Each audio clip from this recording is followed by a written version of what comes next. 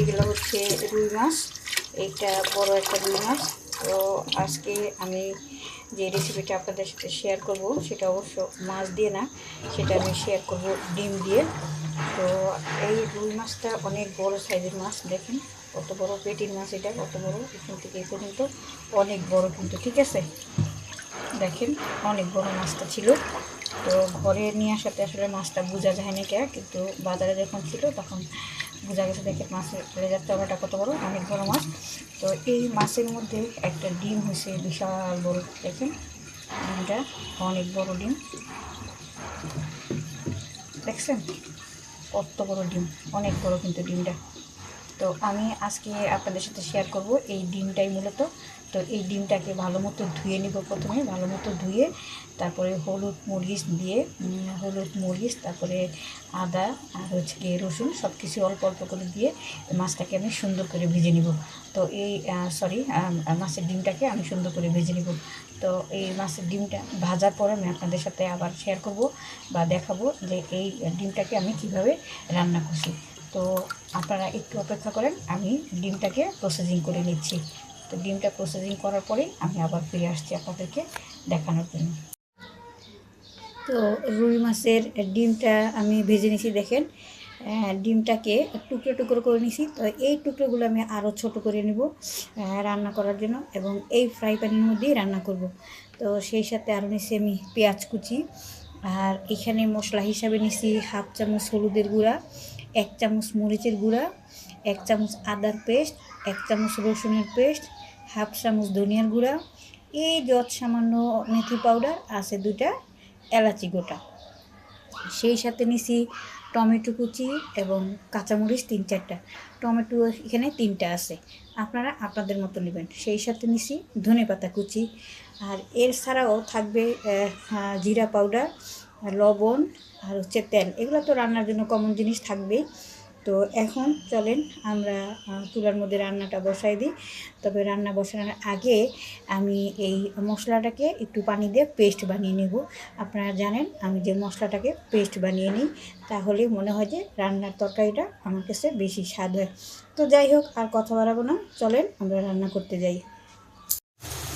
আসলে ফ্রাই প্যানের মধ্যে বসাতে চাইছিলাম, কিন্তু ফ্রাই প্যানে বসানো হলো না, কারণ ডিমগুলো আরও ছোটো টুকরো করার পরে আমার কাছে মনে হয়েছে ফ্রাই প্যানের মধ্যে তরকারি জায়গা হবে না বা নাড়াচাড়া করতে একটু সমস্যা হবে। তো সেই জন্য আমি অন্য একটা পাত্রের মধ্যে বসাই দিচ্ছি, যাতে আমার নাড়াচাড়া করতে বা রান্না করতে সুবিধা হয়, যেহেতু ডিমটা অনেক বড়। তো পেঁয়াজ কুচি দিয়ে পানিটা একটু শুকিয়ে নিতে হবে।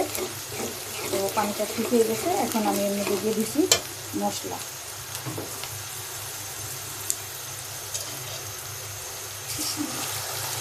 মশলাটাকে অবশ্যই ভালো মতো কষিয়ে নিতে হবে, এবং এর মধ্যে লবণ দিয়ে দিব।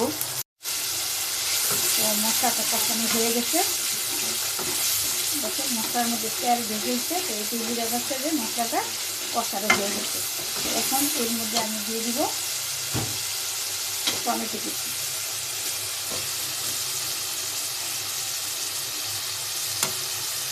কাঁচামরিচ দিয়ে দিচ্ছি, পাঠিয়ে দিচ্ছি। এখন এর মধ্যে আমি ডিম দিয়ে দিব, কারণ ডিমটা যাতে ভেঙে যায় সেই ব্যবস্থা আছে, সেই জন্য দুটো একসাথে দিয়ে দিচ্ছি, টমেটো এবং ডিম। তো দেখেন ডিম দিয়ে দিচ্ছি। এখন এটার মধ্যে সামান্য একটু পানি দিয়ে তারপরে আবার এটাকে কষিয়ে নেব।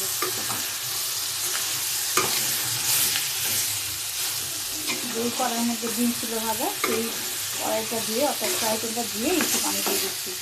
তো পানি দেওয়ার পরে আমি ঢাকনা দিয়ে দিতে আসছি পরবর্তীতে।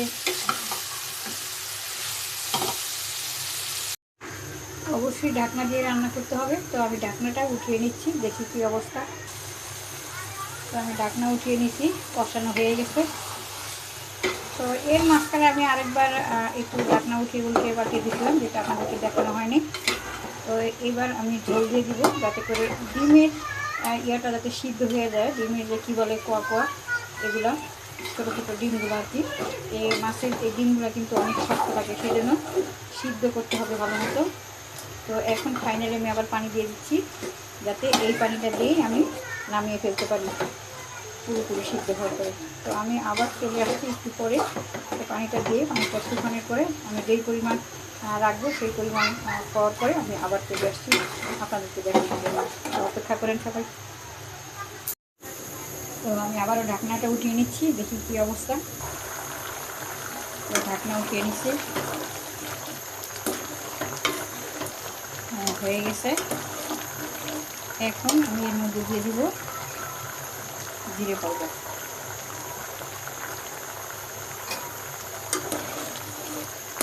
পরিমাণ মতো দিতে হবে। এবার দিব ধনে পাতা কুচি। তো দিয়ে দিচ্ছি ধনে পাতা কুচি, দেখেন।